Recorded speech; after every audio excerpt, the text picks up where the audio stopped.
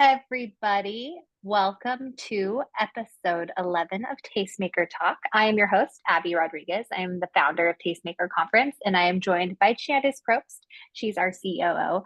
And today we get to talk about Q4. But before we do that, we get to do our sponsor spotlight with Chandice and New Food News. Woohoo! All right. So this episode is brought to you in part by Wonderful Pistachios. They are America's #1 nut, and they are available. Did you know that, by the way? I did not, but I love them. I always buy them whenever I'm at the store and they're in the little things. I always grab one. It's like a go-to snack. So that makes sense. Their stuff is the best. They are available in 6 in-shell varieties and 8 no-shell varieties, offering a perfect snack for everyone. So made by the world's largest integrated pistachio processor and marketer located in California's Central Valley, Wonderful Pistachios are non-GMO project verified, providing a smart choice for consumers around the world. So Wonderful Pistachios can be found in stores globally and online, and they're actively interested in paid partnerships with folks in our Tastemaker community. So we are so excited. They recently released their first ever holiday flavor, and it is amazing. It's a sweet cinnamon. And I've been snacking on it just on its own. It's delicious, but I've also been loving it on fall salads with, some persimmon and a balsamic glaze. It definitely is a fall salad topper that's wonderful. So you can learn more about Wonderful on Instagram at Wonderful Pistachios or by chatting with them at Tastemaker Conference 2025. So thank you, and we're excited to welcome them. Yay! And did you know that it's about 100 days away, Tastemaker Conference 2025? Isn't that crazy? I feel like as the planners for things, it's like, but also, yay! I think it's exciting. This is the go time. And Q4 is when we, see all the magic happening with that. But we are incredibly excited to work with amazing sponsors and speakers who are ready to meet with you, our attendees. And we are still looking for to partner with brands that are members of our community work with and love. So if you have anybody that you've worked with in a sponsorship capacity on your blog or on your socials that you think our tastemaker community needs to meet because they're really trying to amplify their food creator partnership endeavors as well, please join our sponsorship referral program. It is really great. You get a 5% commission. And there's just a lot of really great opportunities for synergy. As we always say, we are all about collaboration over competition at Tastemaker, and believe that when we collectively work together, this helps legitimize the creator economy by working together to educate and partner on influencer marketing. So you can reach out to Daphne at tastemakerconference.com if you are interested in the referral program. Perfect. Well, and I just want to say with that referral program, we've met some amazing people, and we're so grateful for your referrals and those who are joining us in that capacity. And I know from what I've heard, the brands also appreciate it because they're like, thanks for caring enough, but after our contract is complete or during our work to also give us another opportunity for other things. So it's just that abundance mentality. Absolutely. Like you said. So new food news. Okay. It's very much a mix of like happy and a little sad, I feel you always throw in the one that's like, this brand went under. I know, but I think it's good because if we're sharing new food news, it seems like it's appropriate to also share things that are real and hard too, right? Okay, so do you want to start with the good or the bad? Let's start with the bad. Okay, we're going to start with the bad. So the port strike is looming in the US, which is going to make getting bananas, cherries, and other food very difficult. But this does not mean go and like take it all now. I just saw a really great video from a gal on Instagram that said that the shelves, they still have months back. They have plenty of stuff. And again, bananas are a little harder because they're fresh. But she also said that like 30% of our stuff at the grocery store goes to waste. And so the best thing we can do at home is start using what we have and not let that go to waste, So, but anyways, there is that. And also, I always like to make a plug for supporting your local farmers and CSAs. People are probably so sick of me being like, well, I get this at my CSA, but truly, you don't have to worry about that when you go, are involved in that and supporting your local community because that's the whole point. which I love shopping at Walmart, Costco, Target, all the things too in the grocery stores, but think locally. Absolutely. I feel like I would love to get my bananas local, but I don't have someone who makes bananas locally. Well, those aren't seasonal. So yeah, Okay. it teaches you to eat seasonally too and with what's available Which and, I you know, talking about waste and all that. Yeah. Yes, and I got to go to your CSA with you, and it was so fun to walk around and like see what was in season. And you said from week to Mhm. week it changes, which is fun. Totally. Yep. I love that. Okay, the other two not so great things. This farm bill, it's a farm bill, is expiring, which could make dairy prices go up significantly. So again, going back to your local CSA, find those local dairy farmers. And I think that that's just a good reminder for that. But interesting to know that grocery prices are going up. And right now we're just not seeing that change. So being Mhm. conscientious of using like budget friendly things and using the whole thing. Like one of my favorite things my mom ever taught me was when we made a whole chicken, you used everything. So we ate everything off Mhm. that chicken. Then she roasted that to make homemade broth. And then we had soup and then we had all kinds of other things. So now when I make a roast chicken, my husband says, so we're going to have soup for 2 days, aren't we? After, because he knows. And just using everything. Remember when the watermelon board came to us last year and we learned how to enjoy the rind of a Oh water? yeah, they pickled them. Yeah. And so just reducing food waste, which we have a great episode if you want to go back and listen to that. I found that so enlightening, but just very interesting. And as you're Mhm. planning, I know we're going to get into talking about this. Maybe Mhm. don't plan recipes with cherries right now because your readers are going to go, Totally. listen, I can't afford those cherries. And we want to be relatable to our readers. So be thinking ahead. The reason we talk about new Yeah. food news is for you as a creator to be thinking ahead of, okay, I was planning at 2 cherry desserts, but actually it's probably not going to be the best thing for my readers right now, you know? Yeah, based on social issues and current events. Yeah. It's being sensitive to others and what they're going through. Okay, so last bad news, check your fridge. More than 4 million eggs are part of class 1 recall by the FDA. So over to you, Abby, about your local CSA. I was gonna say, so you guys still have to deal with that problem unless, you know, there's an issue, but there's just so many. Moral of the story, go join a CSA, Or buy everyone. chickens. No, actually, I have neighbors that just moved in across the street, and I noticed a sign got put up in their yard, but it looks like a farmhouse sign and it says fresh eggs. I was like, oh, cute. They wanted to decorate their yard with a sign. And then my other neighbor was, oh, no, they sell eggs. I'm like, yes, I'm so happy. We have a new neighbor that moved in who sells eggs. And so I'm so excited about that. So, Yeah. yes. Okay. So, happy news. Um, or weird news. It's usually weird because that's what people want to hear, the weird stuff. Weird food news. Weird Let's food change news. it to that. Yeah.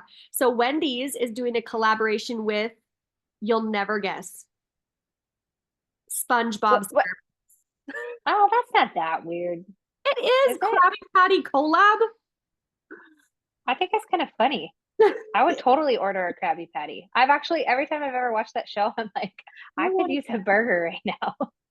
Yeah, they're doing their job, right? So that was interesting. I thought that was interesting. Speaking of things for much cheaper, when I was a kid, there was a dollar menu and it was an actual dollar menu. They don't have that now. However, Wendy's wants you to know that they brought it back with $1 Frosties. so So at they're least one thing is a dollar. It's like the dollar store. yes. It's no longer the dollar store. No, it's like yeah, at least That's a $1.50. branding nightmare. Yes, I can't even imagine how hard that is for them. I'm like, oh man. Um, Dunkin' Donuts is going all out for Halloween with new drinks and kid stuff and costumes. Like they are going all out. So if you're looking to do something Mm. fun for Halloween, that is something that's happening at your local Dunkin' Donuts.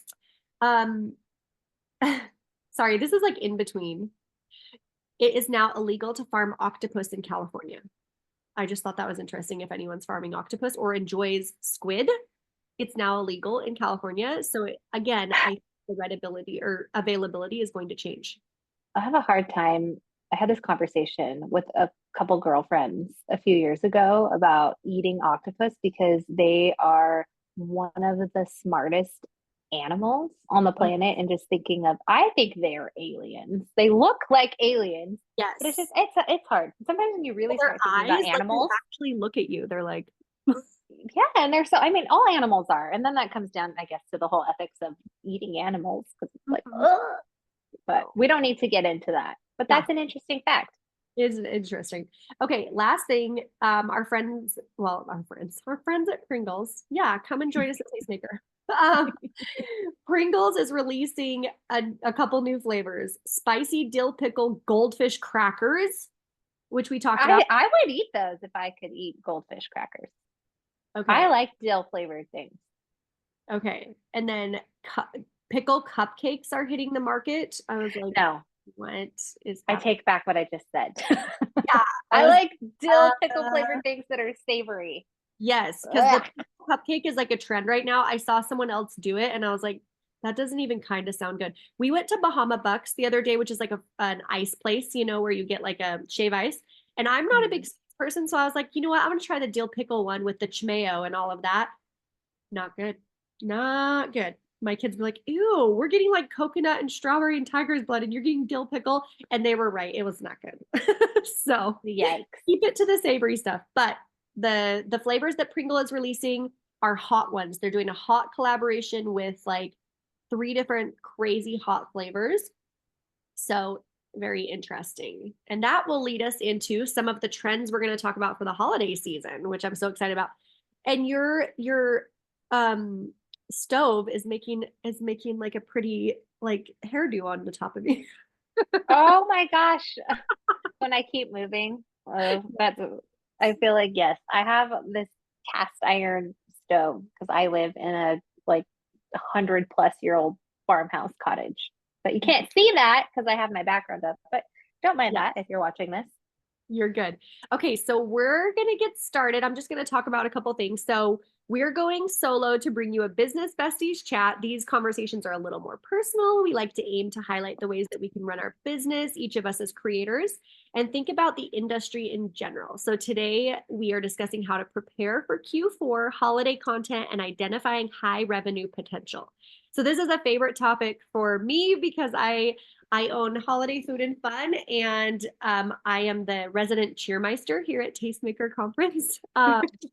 As you can see, I was like, we got on our call and I said, wait, I got to go change into my holiday sweater. And you would not believe this cheermeister married a Grinch. So I have a sweater that also says Mrs. Claus, but married to the Grinch. And I think he does it more or less just to tease and to play. It makes it more fun and more cheeky for us, always keeping us on our toes. But we are excited to chat. So Abby also loves the holidays. So we're going to discuss. We hope this will help you achieve both holiday cheer and big earnings in this quarter. So we're going to start with just talk. We're going to just ask a few questions.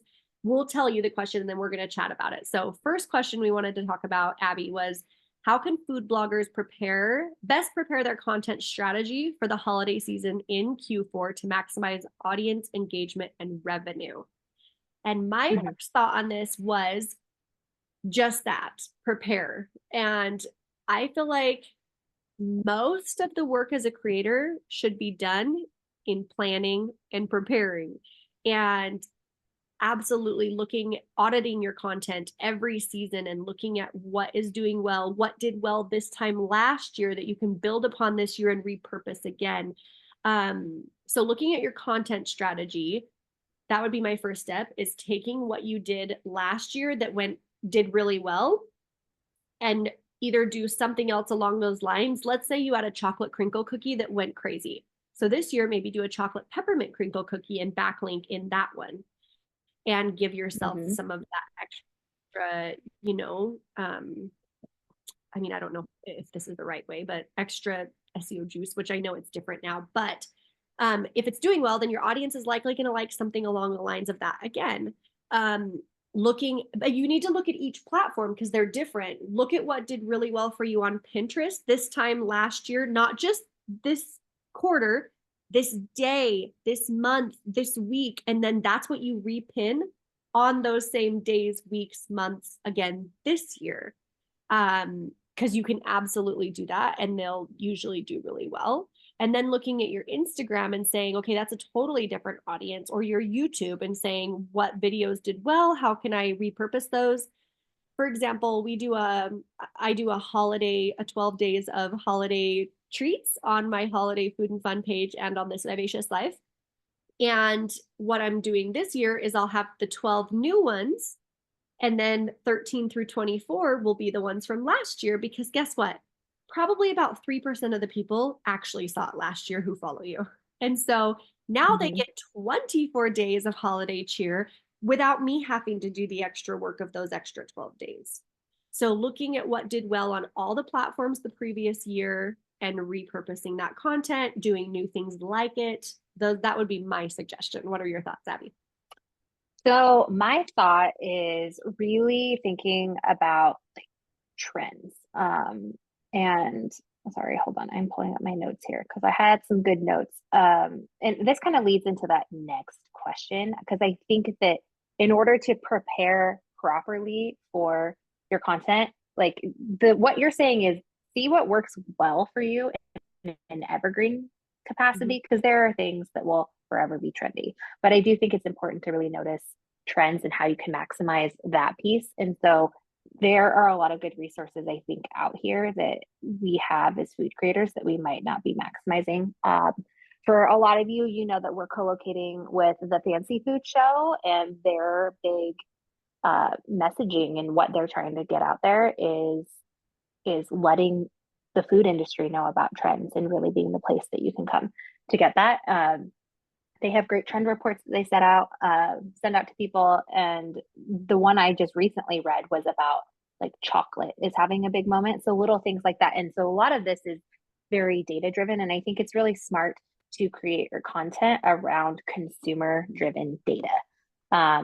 Because if you're going to be a part of that, and I think obviously we as creators make the trends to some degree, but we also just have this conversation with trends that we see happening and like jumping on a bandwagon if something goes viral or there's a viral recipe trend or whatnot. But right now, like the most recent report was chocolate, and thinking about that. And what's interesting, the data that they share is milk chocolate is the most popular. So maybe you have a lot of dark chocolate recipes. Maybe you have, holiday, because think about it, holiday time is chocolate and cookies and baking and confections and all these things. And it's like, how much of this, dark chocolate recipe could you then create that into a milk chocolate one? Because that is trending from a consumer standpoint. Consumers are also your followers and your subscribers. They're all the same. So be thinking about that. Milk chocolate from a data standpoint is growing faster. It is being purchased more. So I would pay attention to that. Milk chocolate, and then confection is having a moment. So a lot of like your sweet and sours, the Swedish fishes, and the what are those like little like Sour Patch Kids, things like that. So I think be thinking about recipes that you can incorporate like confection candy into. I just think that is an interesting take on that. But Chandice, you're the queen of creating all the recipes. I don't create recipes as much, but what is your thought on that? Well, I saw that report too, and it made me so happy because I'm like, yay, chocolate. And I think that is a really good one to remember always during the holidays. One thing I saw recently, again, going back to sustainability and using things that we already have and not letting things going back to reducing food waste. I saw the cutest, my friend Leah from, oh goodness, shoot, I'm gonna have to look up her thing, but she's amazing. But what she did was she took all her kids' leftover candy from Halloween and she made it into a leftover Halloween candy cookie. It was like a monster cookie, but gone Halloween. And it was so cute. And I was like, yes, because she hit the mark of using leftovers so that we're not having it go to waste. I mean, it's candy. I get it. But she's repurposing that into something fun. Does everyone have leftover Halloween candy? Yes. Does almost everyone love cookies? Yes. Genius combination. And so I loved that. And so thinking about, Leah from Fruit Cake, Freut Cake. I just love her account. So thinking about that going into Christmas. Okay. So we always got some of those, because this was one of the other, I have a couple trends to talk about. And one of them was going back to elevated sweets experience. So like the chocolate you talk about, but then also nostalgic holiday flavors that people remember, like heirloom recipes and family traditions, nostalgic delights. This was a trend. Okay. So for me, eating orange sticks with my grandpa was always Christmas. That's what I did. And so I created this amazing orange chocolate cake. And it reminds me of my grandpa without having to, like, you can put the sticks next to it. You can chop them up and add to it, of course. But I just wanted to bring back those flavors. And so it's this orange chocolate cake. So that's another thing that the trends, one of the top ones right now is people are looking for nostalgia. It's just in a world of constant change, they seek solace from family traditions and heirloom recipes. So keeping that in mind, sharing your family holiday recipes, people want them. They want to see them. And then taking the most common ones from most people and giving them a twist or giving them something exciting with it, making it vegan for those who need it. So that was one of the things. Some of the other trends that I found very interesting were plant-powered feasting, expanding the lineup of holiday flavors with plant-based options. And that is one of the top trends too. The demand for vegan gravies and dairy-free desserts and nut roasts are going up. A lot of people are getting diagnosed with allergies. I myself have celiac disease and a dairy allergy and a mushroom allergy. So I get that. A couple other trends that I found were quality over quantity, smaller intimate gatherings, focusing on the shift that tailors to, artisanal products and like your local farmers and those truly quality products over quantity bulk things. Celebrating tradition through ancient grains and heritage ingredients. So a lot of people are getting into the more of the ancient grains. People are like, what is sorghum? What is buckwheat? Let's get into those and let's change up our traditional stuffing recipe and bring in, one of my favorite flavors in the entire world is chestnut. I love chestnuts. And one of my bucket things I had to do when I went to New York City at Christmas time was get roasted chestnuts from a vendor on the side of the street. And they were delicious. So bringing back some of those heritage ingredients and ancient grains into dishes that you love. And then non-alcoholic elegance. So sophisticated mocktails. And my friend Eden from Sugar and Charm just did an incredible mocktail today for Natalie's Juice, where she said, let's not let cocktails have all the fun. Let's let mocktails shine. And it was darling. It was just a cute thing. So remembering that that's one of the number one trends for 2025 is that a lot of people are decreasing their consumption of alcohol due to cost and health. And so doing mocktails that are not just a soda, for example. So anyway, those were some of the trends that I found and one more, ready to create kits. And so a lot of people do not have the time or energy to create those holiday meals themselves.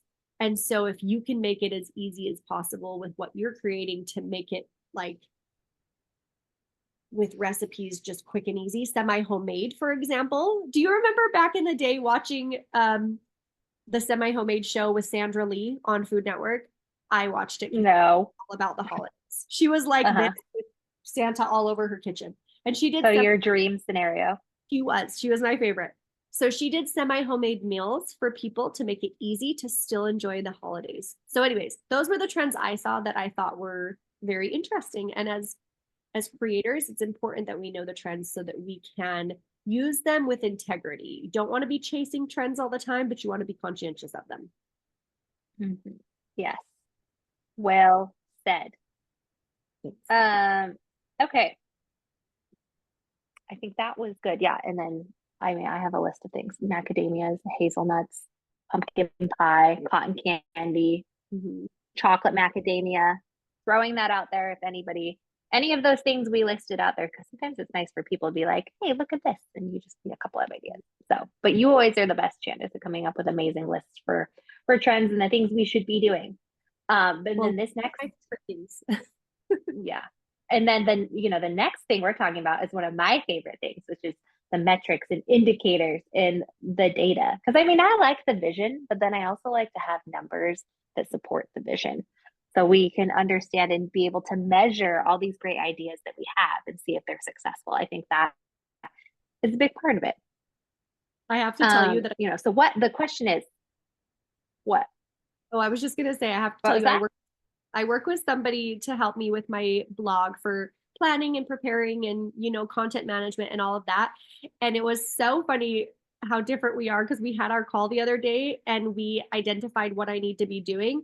And I was like, okay, but can I also have free range to do whatever I want? And she's like, of course. And most people give themselves, like, because strategically you're trying to grow and make money on a blog. Mm-hmm. So 75% is usually that focus, and 25% is more like just whatever. And she's like, maybe that looks like 60-40 for you. I was like, great. So it's important to know like your work style too, because everybody's so different. Absolutely. And it's still all wonderful things that I love to create, but I some of us are not as data driven as you are. And so I'm so excited to hear what you have to say.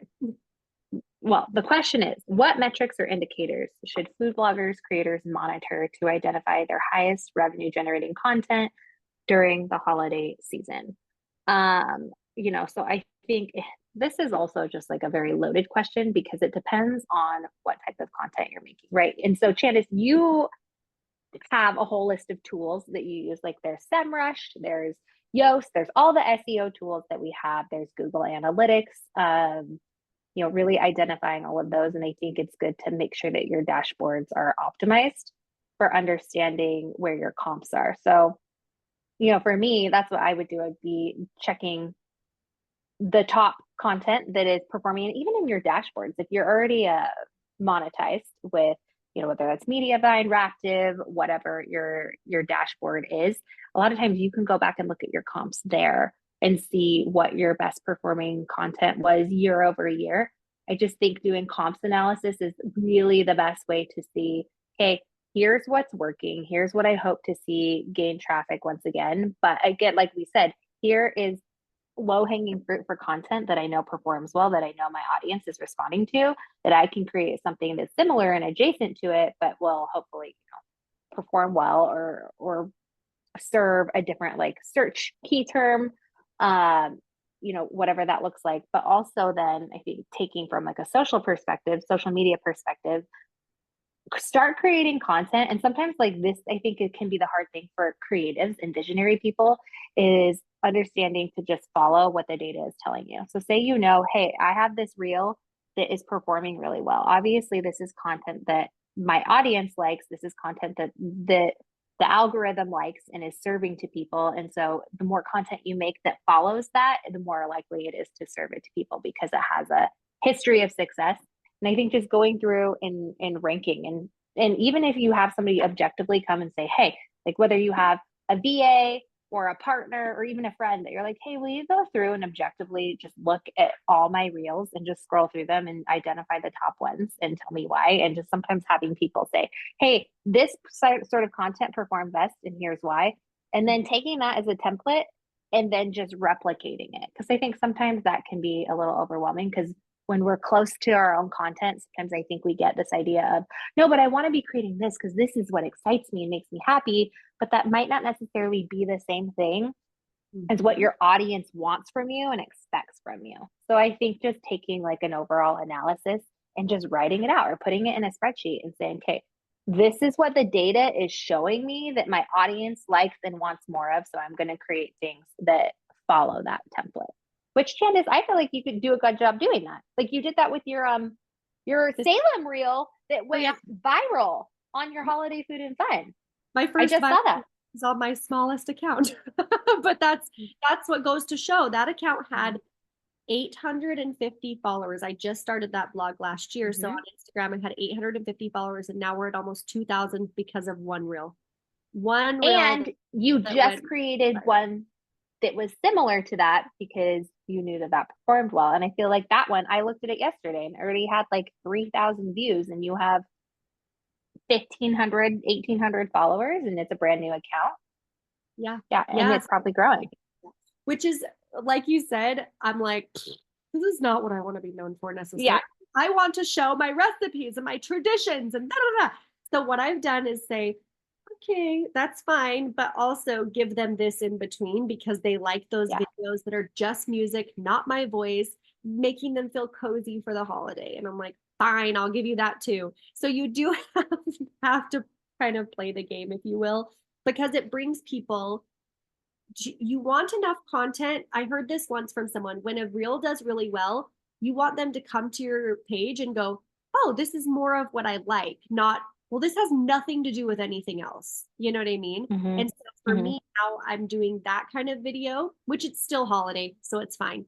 It's that kind of Yeah. video every 4 times, for example. And then in between, I'm going to show them all the other stuff that I want them to learn and love so that hopefully they'll stick around and learn and to love that as well, you know? Well, and I think the reason what, okay, this is just my own personal branding ethos that I believe every single brand in the whole world should incorporate, is that people, and this is kind of the whole conversation with AI right now, people want to connect with other people. They just do. And if you look at like, I think the reason we're just using this Chandice's adorable Salem viral reel. So go watch it on Holiday Food and Fun if you haven't seen it yet. I think the thing that resonated with people was, this is your sign to go take a vacation with your bestie in Salem. And then it was videos of us smiling and having a good time together as human beings. It wasn't made up, it wasn't staged. It was like real content of what we're really doing. And like that's what people want, right? That nostalgic piece.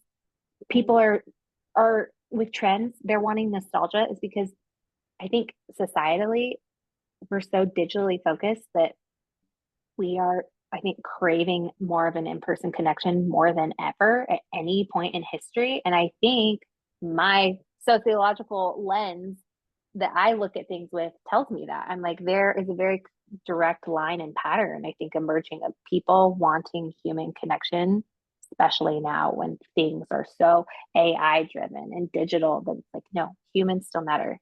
Community matters. People That matter. that was absolutely what it was because that reel got shared over 42,000 times and almost always Mm-hmm. people when people reposted it, it was like, can't wait to go one day with my bestie. Or the comments, if you look at the comments, it's all tagging their best friend, tagging their Mm-hmm. best friend. When are we going? When are we going? When are we going? Da, da, da. And so it absolutely was. And it was funny because do you remember us like I did a slow-mo of like us holding each other's hand and the video was Yeah.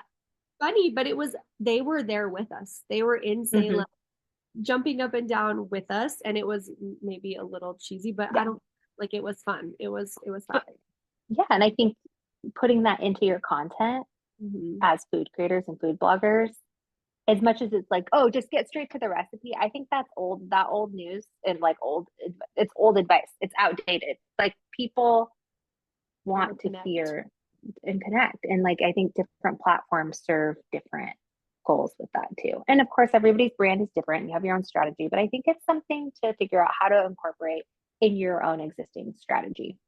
For sure. And the last thing I wanted to say about indicators and metrics is one of the things I love creating mocktails and I still create them occasionally. But when I went in to look at my Raptive dashboard, I was like, what the heck? They were the lowest RPM ever because they have a hard time putting ads on those because I won't allow alcohol ads on those because if someone's there, I want them to be in a safe place for their mocktail and not be fed an alcoholic ad. And so Mm-hmm. it's my lowest RPM by half. So I started looking at my RPM, my highest RPMs, and I was like, well, dang, I should probably create more content like that because that makes me the most Mm-hmm. with the littlest amount of effort. Where these mocktails are great, and I'm so glad that I can share them, but maybe instead of sharing them 4 times a month, I'm sharing them once a month. Do you know what I mean? Yep. That's And smart. Yes. at your RPMs because using the ones that have the highest RPM and creating more content like that. And you are going to be shocked Mhm. at which ones have the highest RPM because I was like, really? Okay. The ones that you're not super excited about, right? Yeah. Yeah. Yeah. Yeah. It's pretty crazy that you're just like, huh, not, I was not expecting that, but so definitely looking at those RPMs too. And one last thing on Instagram, if a reel does well, repost that every month again and again and again without having to change a single thing. You can repost it every month. And number two, do differentiations of that. Meaning, my biscuits are my number one on my This Vivacious Life page, and they always do well.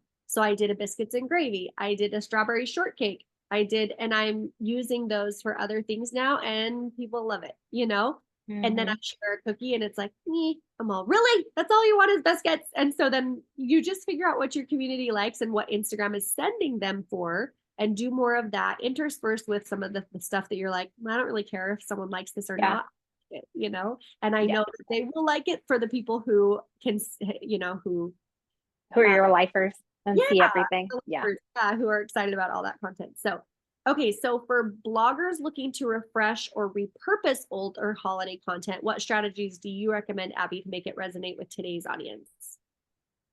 I mean, I feel like this is just a larger extension of everything that we have already said. Like, look at what's working. Like you just said, that was a perfect example of repurposing biscuits, right? Yes. Biscuits. So are they nostalgic? Right? Yeah. Like they hit all those things we talked about. What are you going to say? One thing I was going to say too is, let's say you have caramels on your blog that caramel, how do you say it? Oh, that was like an Alexa poll the other day. Caramel. One. I say caramel, but most people say caramel.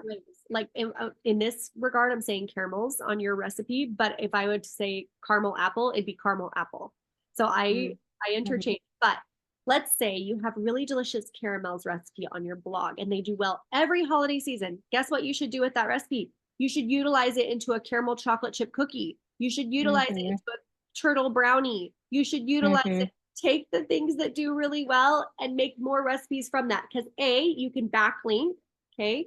And B, they obviously like your recipe, so make more with it and be like, oh, you love caramels? Then I have turtle brownies. I have caramel chocolate chip cookies. So well, and that's what I was gonna say. Like, I mean, now you've used the example of caramel and like your biscuits, that was also an example. And I think like looking at the nostalgic, but here's my goal. I think we love quantitative data. I love it. A lot of people love it. But the qualitative part, the part that's not numerically driven, is just as important. That's the nostalgia. That's the community piece. That's the meaning of the holidays and what Q4, like the why behind it, right? And not so much like the consumer driven money side. Like, yes, we're here to make money and run businesses. But if you have like a very mission driven purpose and your why behind what you're doing, that leads to success. And I think like, thinking about that content that you're making, like what does that represent? And I think that's why Q4, obviously it does well because it just naturally lends to that. But be thinking of the nostalgic piece as you're repurposing. Really just every answer that we have discussed, just keep building upon that. On it. Well, and truly what you love, if it doesn't work on your site, put it on Instagram or Pinterest, because guess what? I've had things that do great and drive me traffic for Pinterest, but they get no placement on Google, none. And that's okay because it's definitely a unique recipe, but on Pinterest, it goes crazy because Pinterest is a whole different thing. So kind of talking about that, let's chat about social media playing in a role in amplifying our holiday content. What I prepare on Instagram versus Pinterest versus my blog are all very different, and that's okay. And so looking at each of those and deciding, what do people want over here? What do they want here? And auditing your content, looking at what you have and what's doing well on each of those platforms, and then doing more of that. And then bringing in some new fun things, I think is great. And also don't underestimate the power of your email list. This is a time to be sending out your Thanksgiving dinner plans, this in one email. This is a time to be hurrying on Canva and creating an ebook. I'm totally doing this. I'm making an ebook for a gluten-free Thanksgiving from appetizer to dessert. And I'm doing a reel of those recipes. And then people can, comment, and I'll send them the ebook. And in getting the free ebook, they get added to my newsletter list. And I've done this with viral recipes on my blog. And every time I post that on Instagram, I get 1,000 subscribers to my newsletter. Nearly 1,000. That's incredible. And that was thanks to Molly from What Molly Made. She taught me that. And she every month she repurposes that and shares it again. Yeah. And isn't she teaching that at Tastemaker in Vegas She in is. We're so January? excited. Yeah. So she's going to teach you more about that during the holidays or during the holidays during Tastemaker. So the last But use those strategies. use those strategies. So Create the your last Q4 content. yeah. I know we're running out of time, but these two questions are my very favorite questions, so I don't want to miss them. Number one of these two is we want to talk about effectively partnering with brands during the holidays to create mutually beneficial campaigns. So my thoughts on this are finding the brands that you already work with during the holidays. If you use C&H Sugar all holiday season, or you use a brand of mincemeat for your grandma's mincemeat pie, you better be emailing them and being like, oh my goodness, I have a new exciting modern way of doing mincemeat pies that is vegan and I know, or whatever it is, you know what I mean, gluten-free or anything. It's done in a donut form. I don't know. But what I'm meaning is reach out to those brands, have that personal connection of, we've been using your brand for years as a family. We love it. And I would love to work with you this holiday season. I think it would be fun to showcase it in a new light, in a new way that I see on your blog you haven't done before, or on your website that you haven't done before. So that's my first suggestion. What are your thoughts? I mean, listen, Chandice is the queen of brand partnerships all year long, but like you also have such good ideas. Like you did your Christmas, what is your little Christmas thing you used to do with brands? Do you still do that? So I used to do I did the 24 12 days days. Yes. giveaway. Then it went to 12 because it was so much work. And now I've decided I just do 12 days of gluten-free goodies, and then I do 12 days of holiday food and fun on both accounts. Mhm. And they're so fun, and definitely that increases my traffic and following and everything on Instagram. And what it does is it drives traffic back to my blog because I make a reel for a recipe that's already on the blog and then drive them back to that.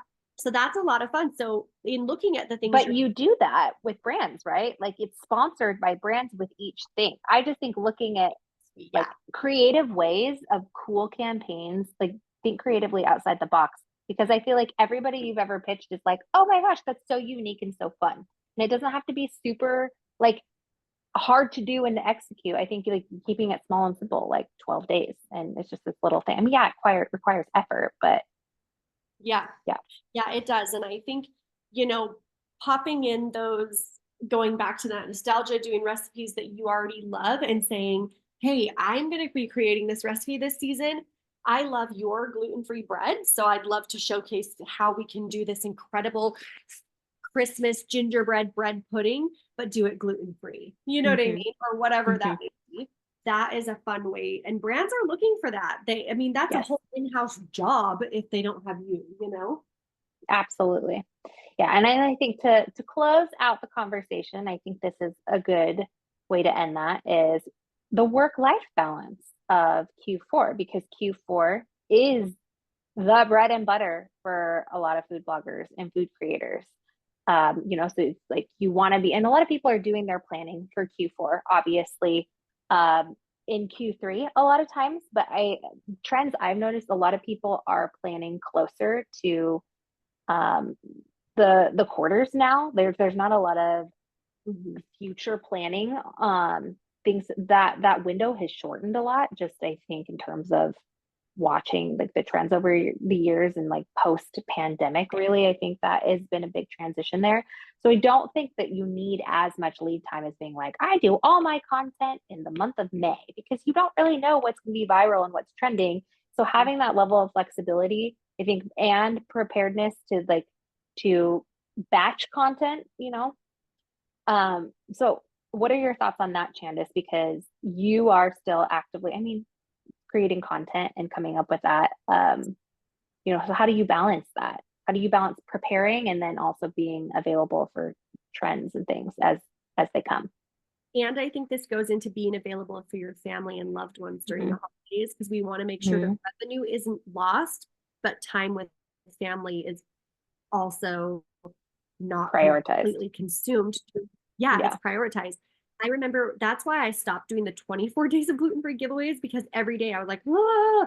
And I realized before the end, it was like December 27th. And I'm like, oh, my favorite month just passed. And I just let it swoop by because I was Yeah. doing other stuff.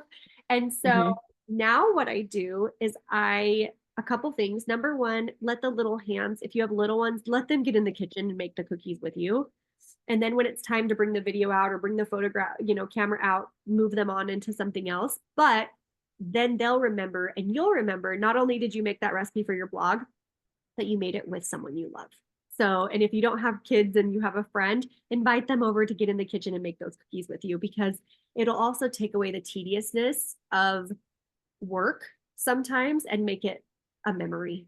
So it's okay, even though you're working, to get people in the kitchen with you who love you and you want to make a memory with them.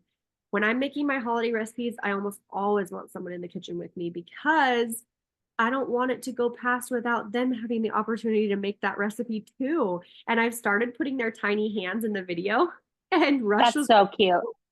Rush was rolling the little ball and everyone's like, his hands are so cute. I'm like, right. And then I don't feel as bad that, okay, well, I've got 5 cookies I need to make. Well, little hands helped roll them. So it was great.